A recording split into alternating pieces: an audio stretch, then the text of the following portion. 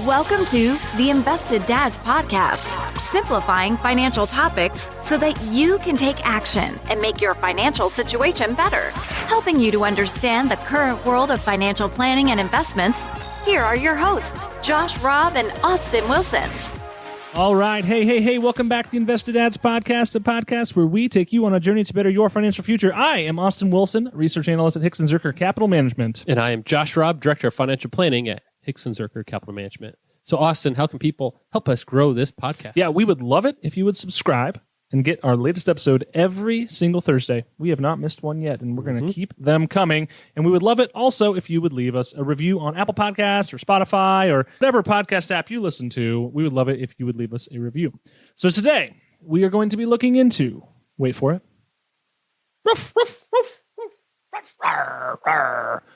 the economics of pet ownership. Yes, and one word, owning a pet is rough. It's rough. Yes. It really is. It's expensive. So I guess we should probably start this off. Josh, how about you get us started? What is the story of your pet ownership history? Yes. So I'll just go back through my 17 years of marriage. Should I get some like tissues ready? That's right. Because you might get a little sad here. So we'll look back. We won't go to my childhood, but just the last 17 years of marriage. Shortly after getting married, my wife and I got a small little dog. And so I should start by saying I have allergies. And so I have to be careful which types of dog breeds I have. That's right. Because my allergies are for pet dander of some sorts. So naturally, you had an out. Yeah, I did have an excuse, but we found a hyperallergenic dog. Selective I was breeding. a little West Highland Terrier miniature schnauzer, cute little white dog. And then a handful of years after that, we got a second dog, which was a golden doodle, golden retriever poodle mix. So we had two dogs, and sadly they both have passed since then, but it's been 17 years. That's been a long time. So they both had good lives, good long lives. And then we have back in 2020, before COVID. Yes, but before COVID. It was. We bought a dog. It was like January or something? We got it like beginning of February, right before, but we had ordered or talked to the ordered breeder, it on Amazon. however you call that. And in fact, long story, we were waiting for the price to go down, and there were some leftover dogs from a litter, and they were lowering the prices, and there was one that we ended up getting. It's practically free. He is a Bernese Mountain Dog Poodle mix, a Bernie Doodle, and he's now 2 years old and weighs Bernie Toodle? 100 pounds. Yeah. And so big dog, big puppy. We've tried to use him to pull sleds. Yes, and he can. Yeah, when he wants to. He just needs to know what he's doing. Exactly. Yes. So that's Josh's history about pets. I have a similar situation. Yeah, I mean, excluding pets as a kid. So my wife, Jenna, I love her dearly. My in-laws, Jeff and Julie, I love them dearly. They did not allow poor Jenna to have a pet growing up. So Jenna a lot of makeup time. I know. She was itching to get a dog of some sort. So when we were engaged, we bought a house, and my buddy Tim and I, what's up, Tim? We're batching it in the bachelor pad before we got married. She was going to move in once we got married. So sweet bachelor pad. We had this perfect great layout. Setup. Yeah, it was awesome. Jenna's like, hey, so technically we own a house now. So what do you think about getting a dog? And she's like, oh, by the way, my friend's mom is giving one away. Yes, free. It's a free dog. Yes, this dog. They just don't have the energy to take care of it. She lives in the laundry room all the time. Great. The friend or the dog? Who lived in the laundry room? The dog. The dog did. Okay. So it was her friend's mom, I think. So we drove to I don't even know where on the 4th of July in 2015, I think. And we went and got this free dog. And we took it with us on a road trip right away. Yay. Took it and got it cleaned up because it was gross. And it had all kinds of health problems and skin issues and food allergies. We didn't really know what was going on. But she was like, at that point, an 8-year-old Australian Shepherd named Sophia. We still have our Australian Shepherd named Sophia, who is not 8 anymore. She was 8 when we got her. That makes her, she's turning 15 this year. Wow, that's good life. And she's had her ups and downs the last few years. We thought we were going to lose her a couple times, and she keeps coming back. And so that's okay. So then, before we had our daughter, we were on a date to see Finding Dory, because that's what young married couples do, is go on dates to see Pixar movies. Yep. And on our way home, Jenna was like, hey, what do you think about looking at one of these dogs? And there was a picture of a Cavalier King Charles Spaniel from a local breeder. And so we went and looked, and I was like, I guess that's kind of cute. Now, none of these dogs were my ideas, by the way. You're just along for I'm along for the ride. But I picked out Samson. So we have Samson and Sophia. Yeah. And it's funny because he's small. He's not like a Samson, like you would think. Yes. But he's funny. So anyway, we have 2 dogs. We're not dog people. No. There's a lot of things to consider that we're going to talk about when you get dogs. But we have 2 dogs. We have 2 dogs. So that's kind of where we're at. Let's talk about some pet statistics, specifically here in the United States. And this is from an article from petkeen.com. I'll link that article in the show notes. 20 stats you should probably know. Number 1, 85 million U.S. households own at least one pet. Which is what percentage? 70% of all households? That's about right. Wow. That's a lot of pets. 60% of U.S. pet owners are female. Interesting. Number 3, millennials are the generation most likely to own pets, accounting for 32% of all pet owners. So about a third of pet owners are millennials. It's a great generation. Number 4, approximately 23 million U.S. households added a pet between March 2020 and May 2021. Not quite, Josh, but yes. 23 million households. So that's about almost a quarter. That's the COVID time frame. COVID pets. Number 5, about 69 million households in the U.S. own at least one dog. That's a lot. Yes. Number 6, roughly 45.3 million U.S. households own at least a cat. Number That's 7, some overlap there. There is some overlap, I'm assuming, yes. Number 7, Americans owned an average of 1.46 dogs per household. So that's like you own a lab and a Cavalier King Charles Spaniel, 1.46. Or you're like, go in with your neighbor and you get the half front half of the dog and you get the back half. Shared so custody. Clean it up. So after a divorce, you share custody of the dog, you get half a dog. That's where we're at there. Number 8, 36% of dogs were purchased from breeders between March 2020 and May 2021. Number 9, 33% of cats were acquired from friends, relatives, or neighbors during the same period because no one wants cats and they're just giving them away like rice. Yes. Like, if you pay for a cat, that's just dumb. There are so many free cats out there. Just walk around for a little bit. You'll I find have a cat. 30 in my neighborhood. I'll stop trying to run over. I don't actually do that. I just don't slow down.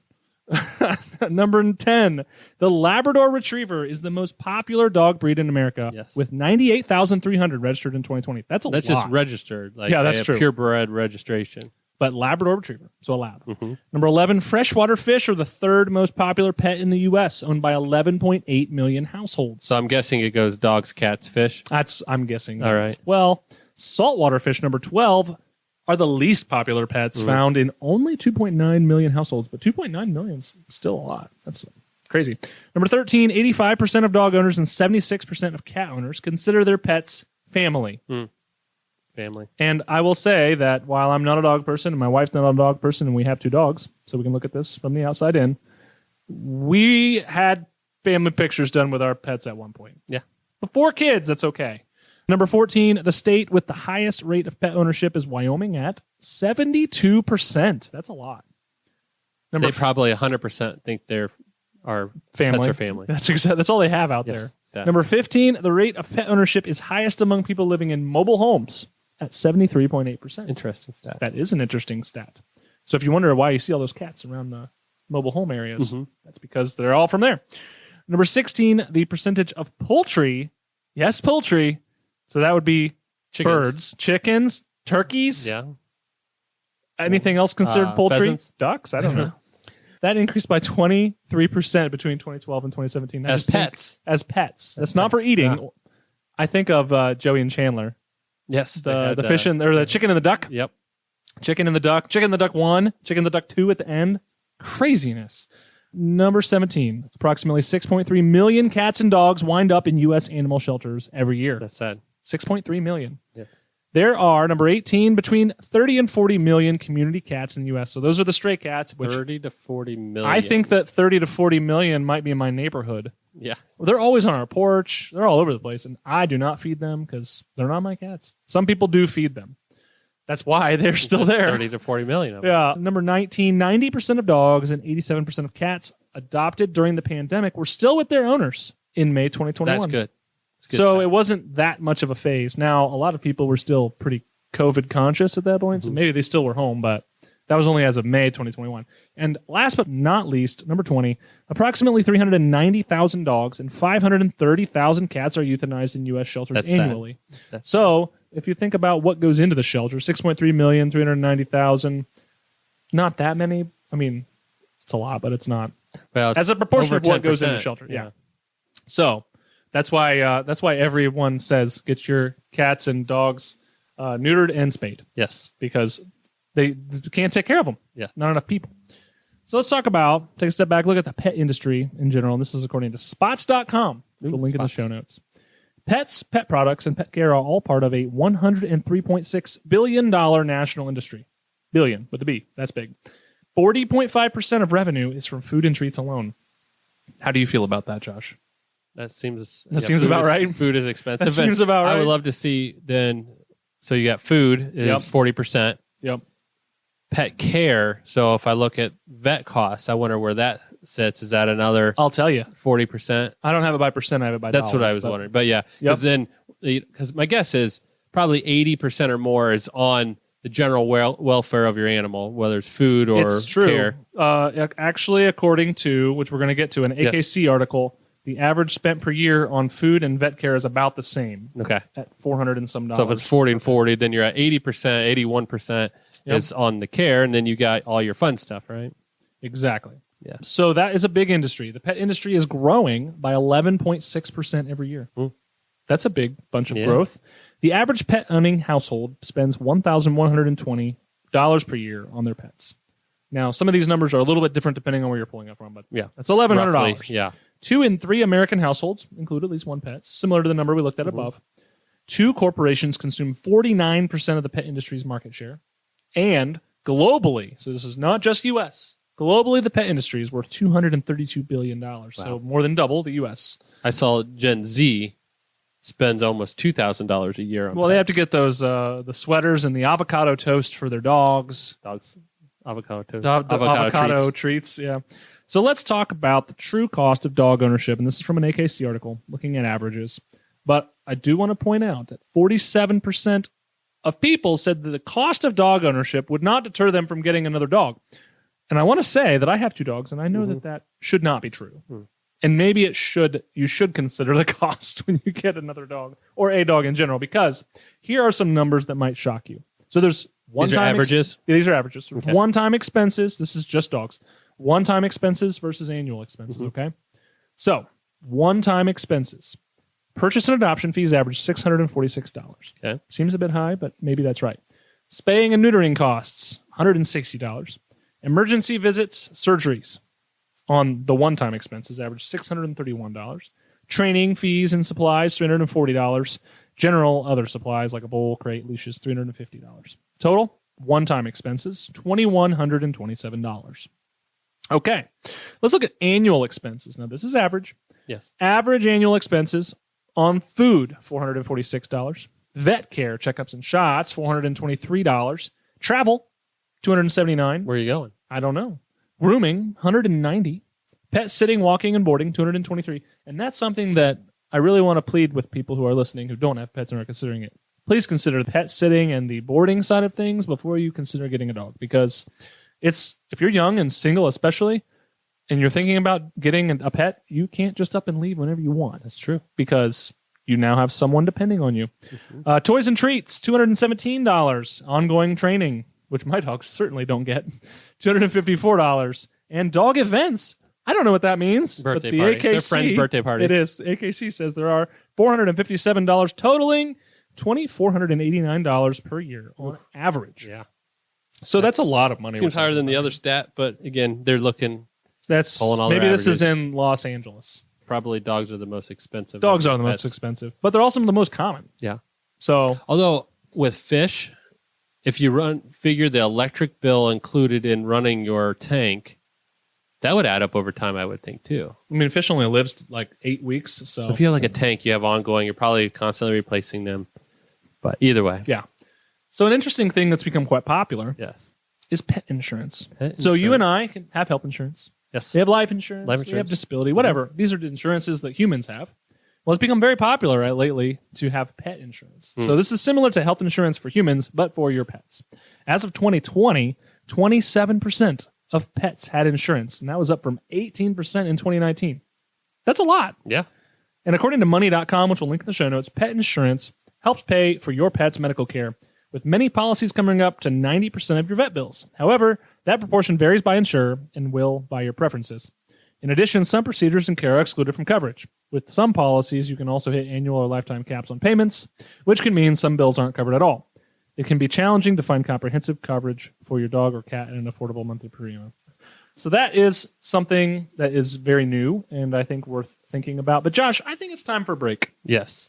So in lieu of talking about pets, I thought I would do a dad joke of the week, and I would do one about pets.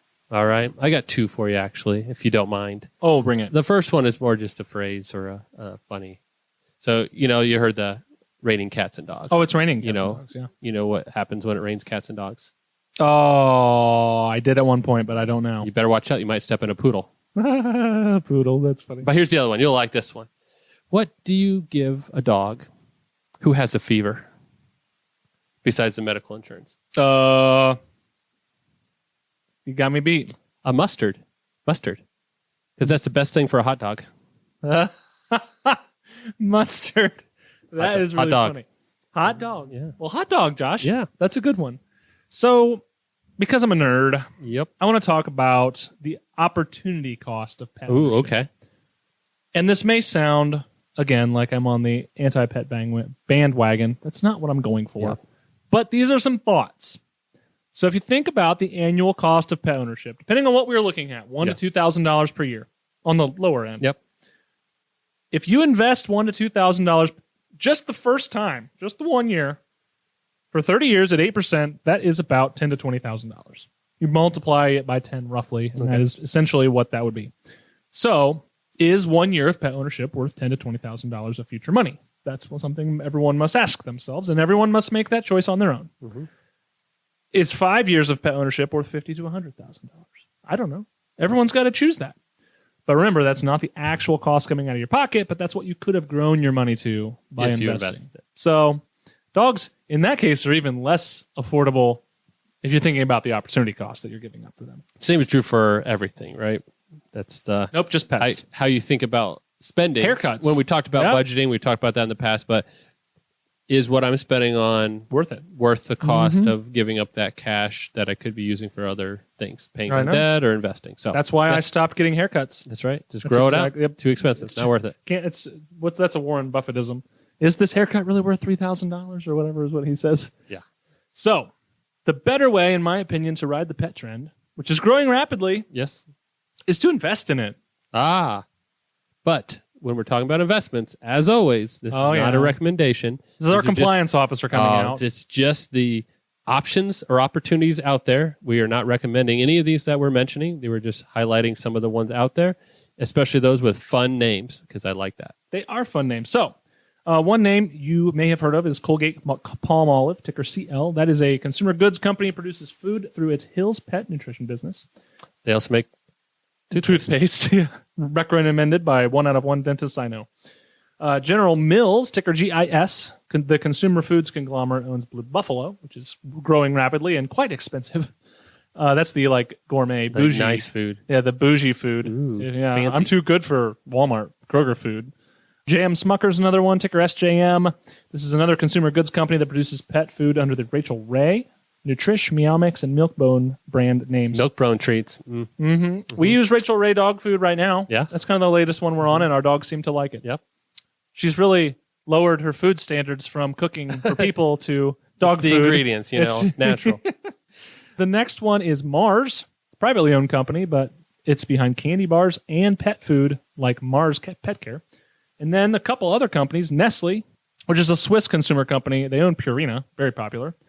Spectrum Brands is a smaller company that owns Eukanuba and Iams, which those are pretty popular, so I'm surprised the company's so small.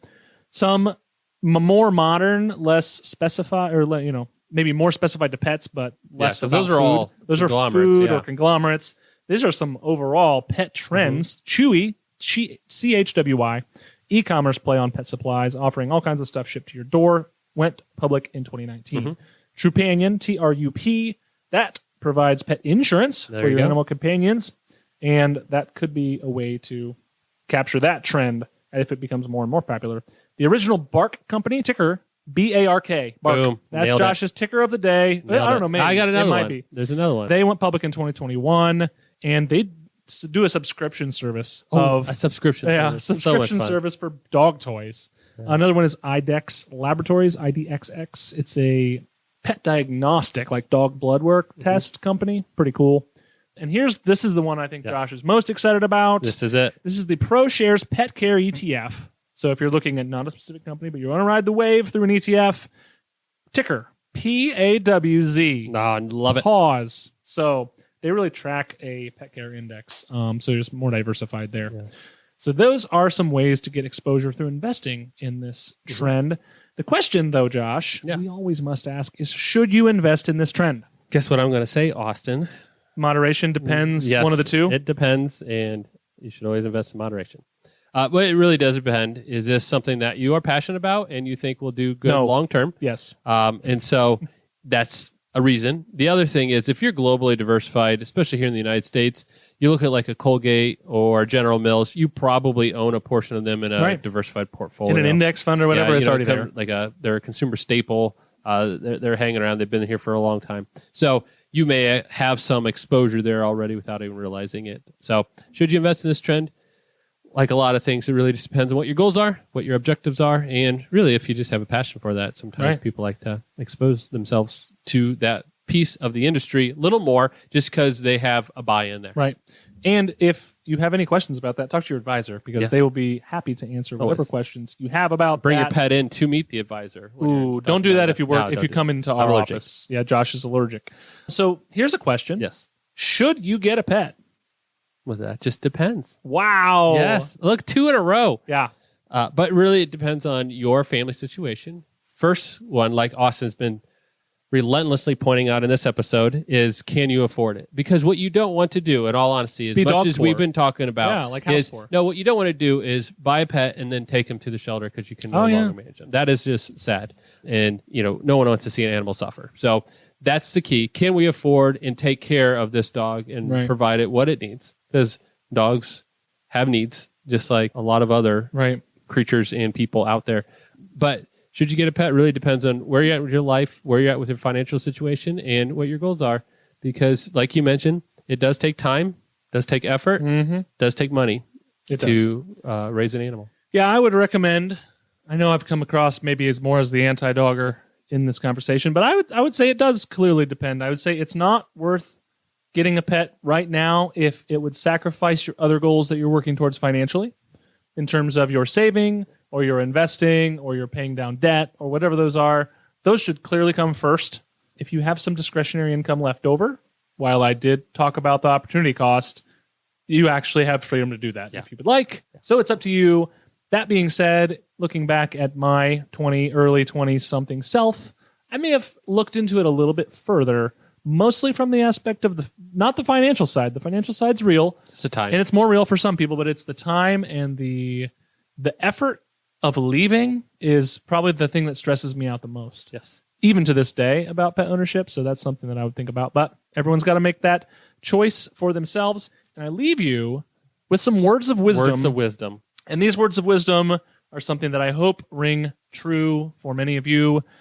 There's no such thing as a free dog. Yeah, or a free pet in general. Or a free pet, or anything like that. For instance, you have your story about the my dog, quote-unquote free dog. Yeah. Cost a lot of money. But I always think back to the fair or those places where you get the fish. And like most of the time, it's like, I really didn't pay for this fish. But then you got to go buy a bowl and you got to buy the food, and you end up spending a lot more than you thought you would. There is no such thing as a free dog. So, Josh, wrap us up. Yes.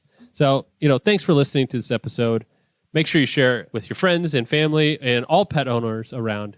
If you have any questions or thoughts or direct stories, them to me because I'm going to get all the hate mail. Or any stories about pets, shoot us an email at hello@theinvesteddads.com. All right. Well, until next Thursday, have a great week, not a rough one. There you go. Talk to you later. Bye. Thank you for listening to the Invested Dads podcast. This episode has ended, but your journey towards a better financial future doesn't have to. Head over to theinvesteddads.com to access all the links and resources mentioned in today's show. If you enjoyed this episode and we had a positive impact on your life, leave us a review, click subscribe, and don't miss the next episode. Josh Robb and Austin Wilson work for Hicks & Zerker Capital Management. All opinions expressed by Josh, Austin, or any podcast guests are solely their own opinions and do not reflect the opinions of Hicks & Zerker Capital Management. This podcast is for informational purposes only and should not be relied upon for investment decisions. Clients of Hicks & Zerker Capital Management may maintain positions in the securities discussed in this podcast. There is no guarantee that the statements, opinions, or forecasts provided herein will prove to be correct. Past performance may not be indicative of future results. Indices are not available for direct investment. Any investor who attempts to mimic the performance of an index would incur fees and expenses which would reduce returns. Securities investing involves risk, including the potential for loss of principal. There is no assurance that any investment plan or strategy will be successful.